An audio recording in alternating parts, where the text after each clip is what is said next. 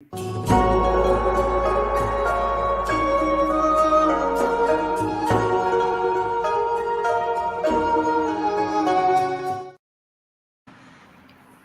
com você. Então tá, olha só, gente, nossa convidada hoje é a Melissa Burri. Ela é doutoranda em Relações Internacionais, pesquisadora visitante da Academia Chinesa de Ciências Sociais, mestre em Direito Econômico e atua na área de cooperação internacional Brasil-China. Vamos trazê-la? Seja bem-vinda, cadê ela? Cadê a Melissa? Deixa eu botá-la aqui no na nossa tela. Seja bem-vinda, Melissa. Tudo bem? Prazer em receber. Olá, pessoal. Vocês me ouvem bem? Sim. Ouvem. Então, sim, bem-vinda, Melissa. Obrigada, muito obrigada, Yara.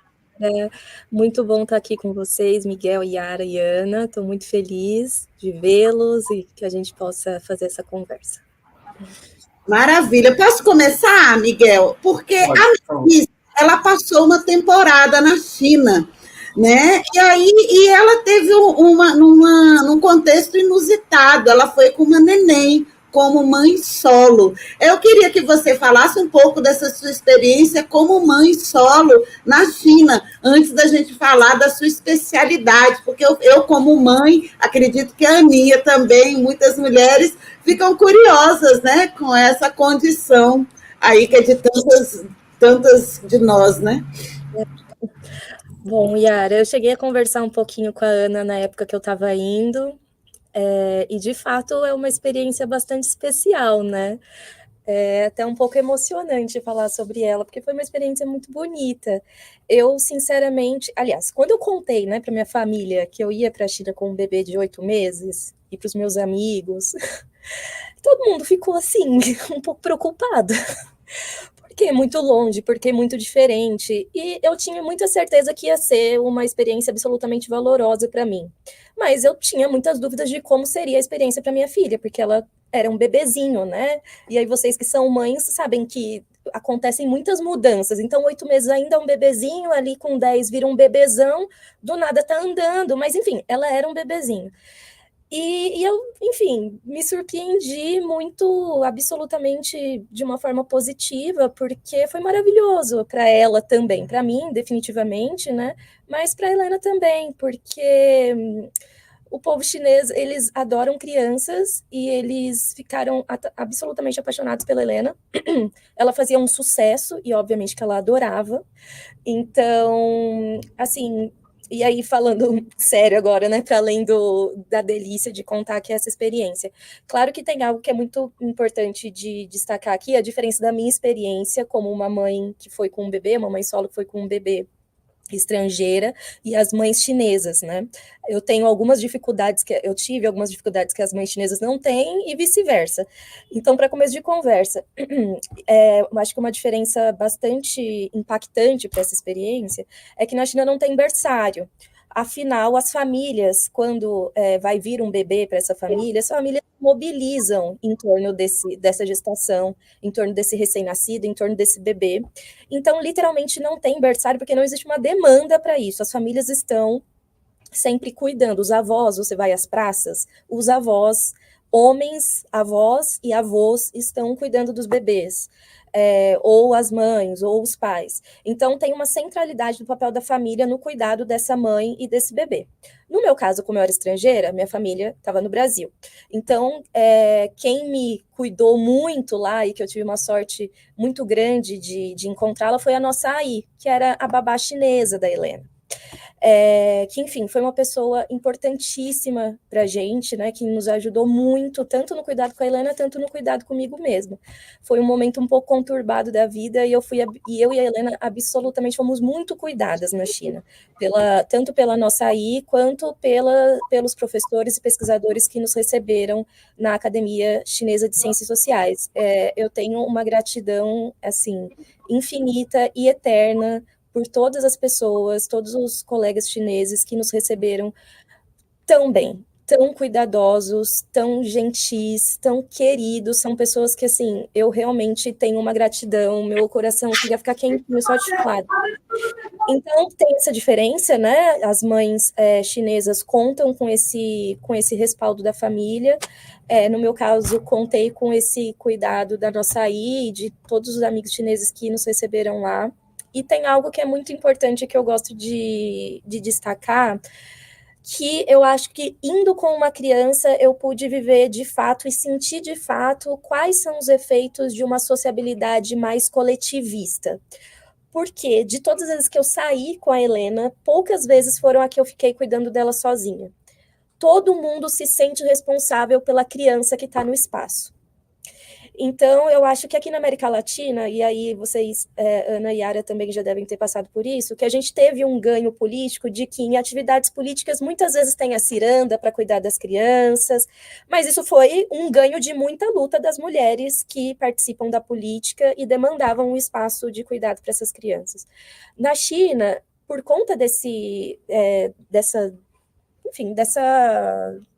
raiz coletivista, da própria forma como eles funcionam, eu tinha essa sensação de que tinha um cuidado mais coletivo com a Helena. Então, podia ser uma pessoa muito próxima amiga, algum amigo chinês, ou uma pessoa, uma garçonete, uma pessoa num restaurante.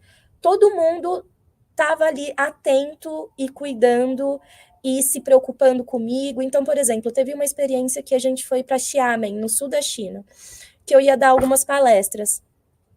Eu fiquei muito tensa, porque existe uma diferença cultural em relação aos debates de gênero, que muitas vezes as pessoas falam, os chineses são mais machistas. E eu fiquei pensando como seria esse desafio de ser uma mãe solo com um bebê, que ia precisar dar uma palestra, que ia precisar estar em espaços políticos, em espaços acadêmicos majoritariamente masculinos, majoritariamente de pessoas muito mais velhas do que eu. Eu tenho 30 anos, as pessoas que estavam comigo, em regra, tinham 40, 50. Então, muitas vezes isso me deixou muito tensa, só que eles sempre fizeram questão de me deixar o mais confortável possível, mobilizavam alunos para cuidar da Helena. Gente, eu juro, eu não tive 2 minutos de preocupação todas as vezes que eu precisei que a Helena me acompanhasse, que foram praticamente todas as vezes. Então, eu acho que enfim, essa experiência foi definitivamente muito bonita para a nossa história, para a história da Helena. Ela aprendeu a andar no meio dos hutons, das vielas chinesas. Os vizinhos literalmente abriam a porta da minha casa e levavam ela para passear no jardim, no quintal, porque eles têm essa questão do cuidado com crianças como algo mais coletivizado, digamos assim. Yara, Miguel, eu conversei muito com a Melissa, né, Melissa, quando você estava viajando, porque eu vivi uma situação muito parecida, até o nome do bebê era o mesmo, Helena. Eu também viajei com a minha Helena, só que a minha Helena tinha 10 meses para fazer o doutorado de sanduíche, mas foi em Portugal. Tive um certo maior conforto na questão da língua, né, da maior familiaridade do povo português e do povo brasileiro em alguns aspectos, né? Mas foi muito semelhante. E há um tempo atrás, eu fui em 2007, lá atrás, você foi agora. E eu queria destacar o seguinte, como nós avançamos também, mulheres, na área da pesquisa, pós-graduandas, principalmente nos nossos direitos, né? Na época que eu fui mãe pós-graduanda e tive que sair com a minha bebê, a gente não tinha direito à extensão de bolsa para a mãe. Hoje a gente tem uma série de direitos que foram conquistados aí pelo Movimento Nacional de Pós-Graduandos, que reconhecem essas mães que são pesquisadoras, que são cientistas. Eu lembro que na época eu quase perdi minha bolsa de doutorado de sanduíche pelo fato de ter tido um bebê. Quando descobriram que eu ia viajar com um bebê, quase me tiraram a bolsa, eu lutei por ela. E hoje avançou, né? Isso que você fala é muito importante também, esse acolhimento e essas mudanças que o mundo vai ter que sofrer para que nós, mulheres, sejamos incluídas na política, na ciência, em todos esses ambientes em que ainda são muito hostis, né? Para nós, mulheres, especialmente mulheres solo, com mães, como o seu caso.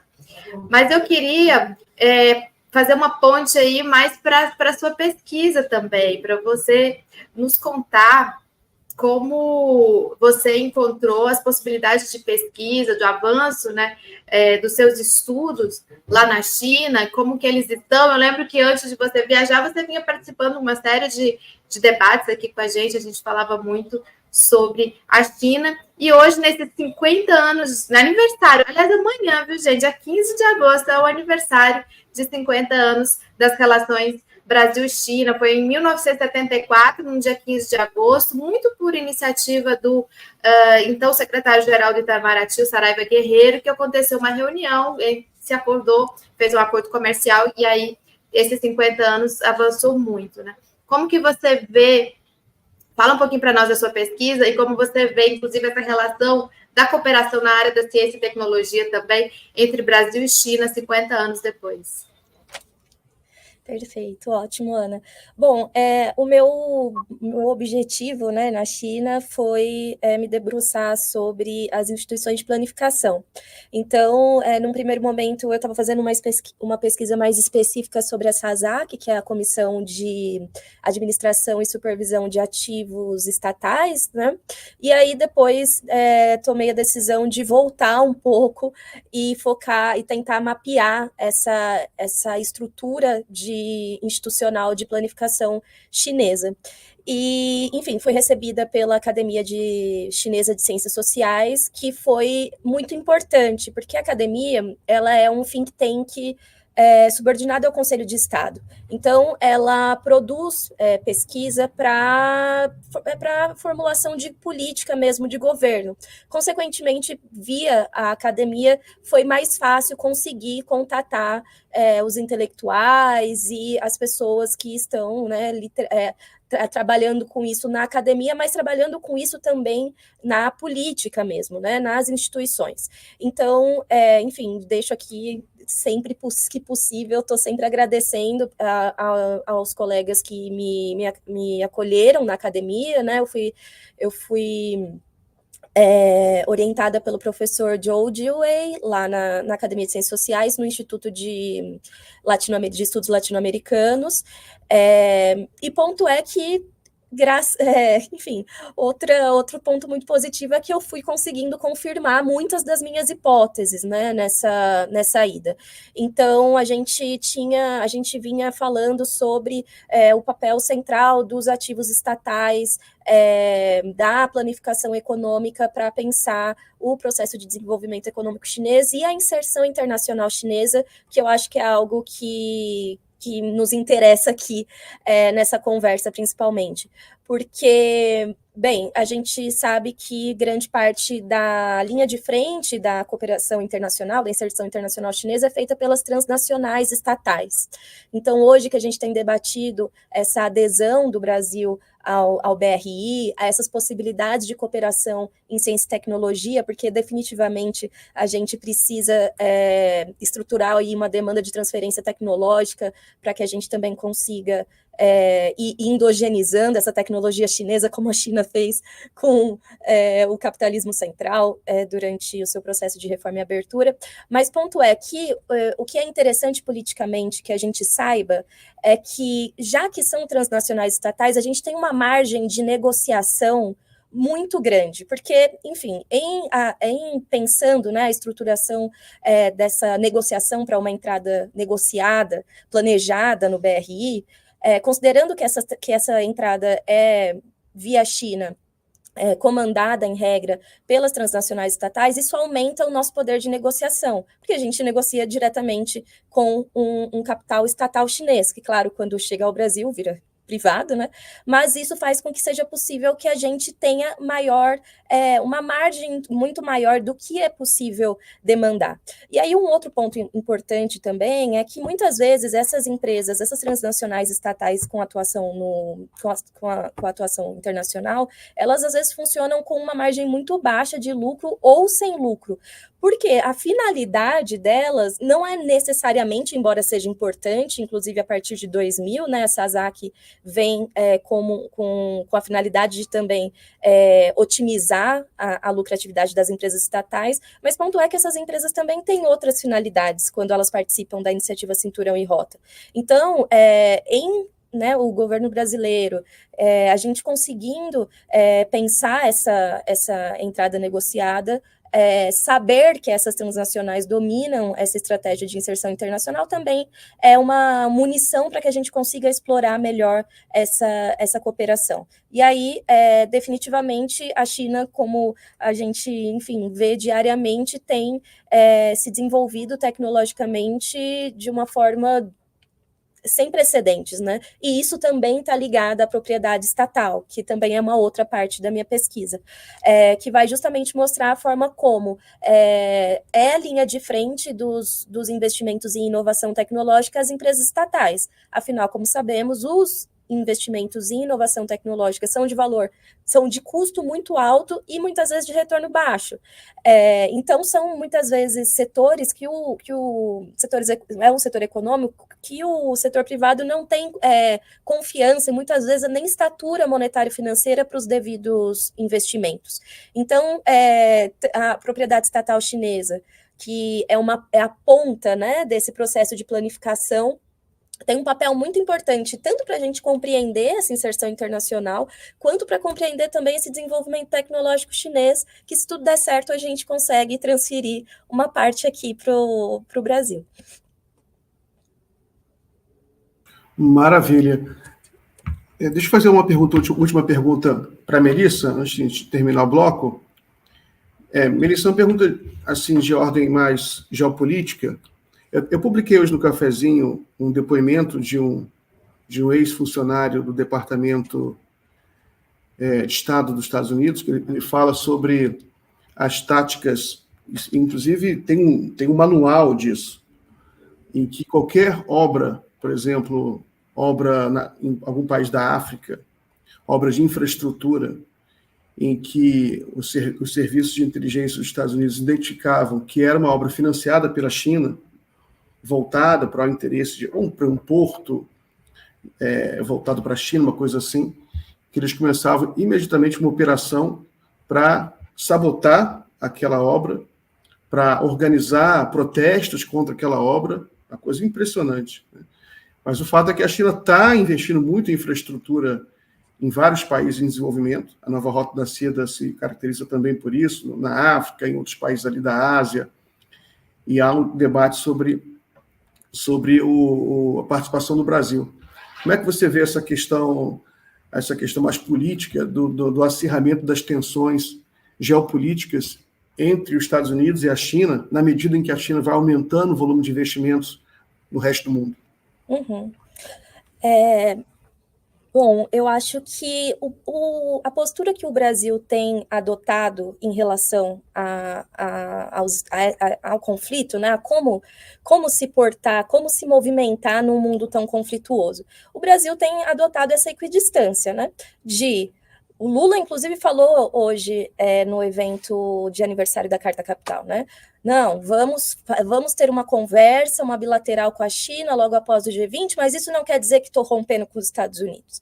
E eu acho que o Brasil deve, sinceramente, a minha linha é de que a gente deve explorar esse lugar de disputado. Eu sei, nós sabemos que hoje nenhum outro país consegue oferecer tanto quanto a China oferece.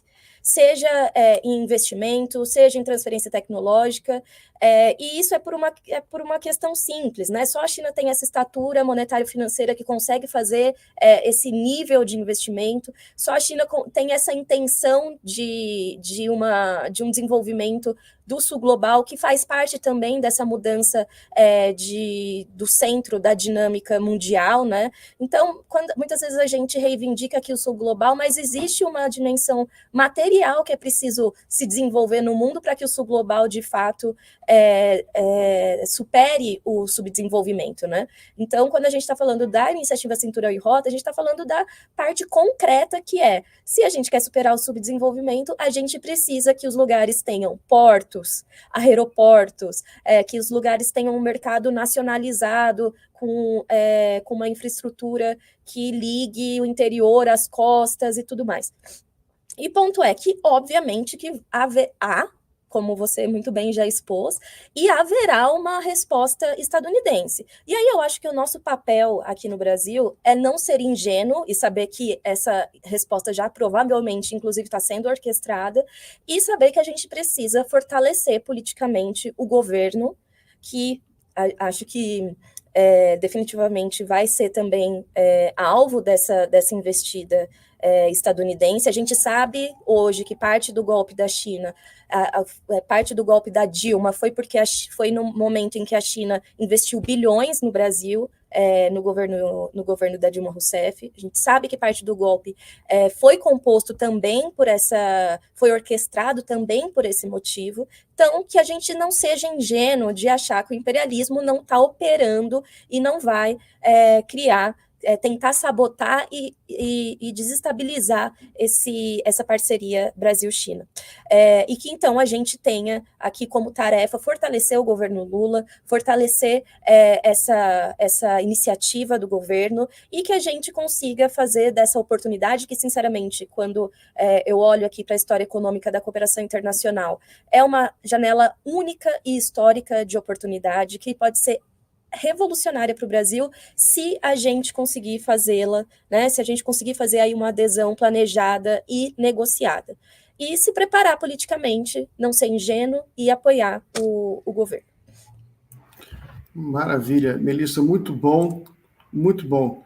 Muito obrigado pela entrevista. Boa sorte na sua pesquisa. Até a próxima. Sempre que você quiser voltar aqui para falar da China, está aberta a casa. Muito obrigada, Miguel. Obrigada, viu, Melissa? Volte sempre, a gente vai se falando. Obrigada, Yara. Um beijo, Ana. Outra, tchau, gente. Tchau. Beijo.